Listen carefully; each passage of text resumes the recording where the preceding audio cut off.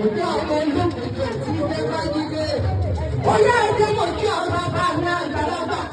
Mo gbọ́ bẹ́ẹ̀ lọ́kọ̀, àmọ́ mo bá ọ láyé, mo bá ọ lóye, mo pè wọ́n lọ́kọ̀ ni. Ọba àfúrásì ìyàgbọ́n bí Adéwálé, ọmọ Kọ́lá wọlé. Wọ́n mọ̀ kì í yọ ẹbí sọ pé lè ní dé ìròyìn ọmọ olókùnkùn tí ilé bá dídé. Ọba tó, mo lè ní òkè eré ọba. Mo ní àwọn owó àgbẹ̀yìnwó tí wọ́n tẹ́ lòlò olówó ṣe wó. Àkànbí ọ̀sẹ̀ wo. Mo ní Olódùmarè kábíyèsí ṣé mo sì lọ́mọ ẹ̀ ni. Orí ayé ṣé mo sì ọmọ mi ni. Olúwo ti lù wò. Ọba tó tó dàrú. Ọba rèrè bí ẹni táwọn kan yìí ti wù. Pẹ̀lú pẹ̀lú ni ìbàdàn pẹ̀lẹ́sẹ̀. Ìbàdàn pẹ̀lẹ́sẹ̀. Kẹ̀sì ọba ó lè kú pẹ́. Ọba tó mo lé mi òkèèrè ọba. Ọba tó mo lé mi òkèèrè ọba. Àròlé Olódùmarè aláṣẹ lórí gbogbo òrìṣà. Pẹ̀lú alákọ̀ọ́kọ́ àbí ètò ìyáálé. Àkànbí bọ̀bá ni mo ṣe. Àkànbí ọmọ alábẹ́ẹ̀kì ṣé mo sì yọmọ rẹ̀ ni. Àkànbí ọmọ alábẹ́ẹ̀kì Déwálé. Adéwálé ọmọ Bọ́láwọlé ṣé mo sì yọmọ rẹ̀ ni. Adéwálé kò dápọ̀ lọ́pọ̀ ọ̀dọ́. Ojú òní ti bá láyé tó bá.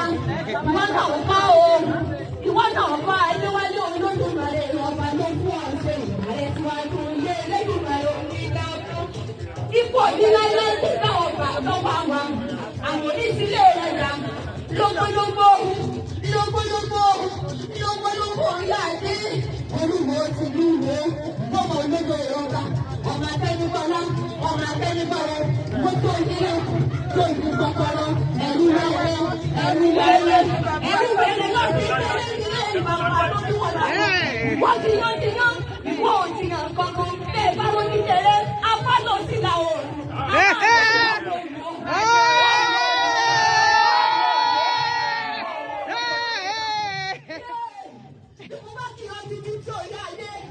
Láìkí kéèyàn tó ògógóró lórí baba ńlá wa.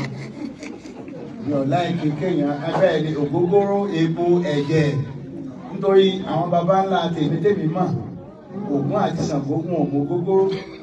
Èèbó ló mú ògógóró wá. NSC àti kínní èmi ò kí ń pè lọ́tí àgbà. Ọtí èèbó tí sì ń jẹ̀ fún mi. Èmi ò lọ́tí àgbà lọ́dọ̀ tí. Ẹ̀kọ́ sọ ti NSC ọtí yọ jẹ̀ fún yín o. Gbogbo tó àwọn bàbá wo mú ògógóró bìkọ́ Ṣàngó òrógógóró rí ẹmu la máa ń mu nígbà ayé àtijọ́. Ògún òmògógóró ìwọ̀n àmọ̀gbọ́n ti dé pé téèyàn bá fẹ́ wá yẹ bàbá rẹ̀ sí, tó fẹ́ yẹ màmá rẹ̀ sí tó ti lọ ọya ògùn tó yẹ pé epo lọ́wọ́ àdàlú lórí. Ṣé màá wà láyé so lè dépo? Ṣé bàbá ṣé mo lè dépo lé lórí? Ṣé mo yẹ yín sí ni àbí mo yẹ̀yẹ́ yín? Gbogbo táwa sọ ni pé ẹyí kìíní padà èyí fìdọ̀tí rántí bàbá rẹ̀. Bẹ́ẹ̀ bá ráwọn India àwọn náà rántí bàbá wọn fúláwà lẹ́yìn.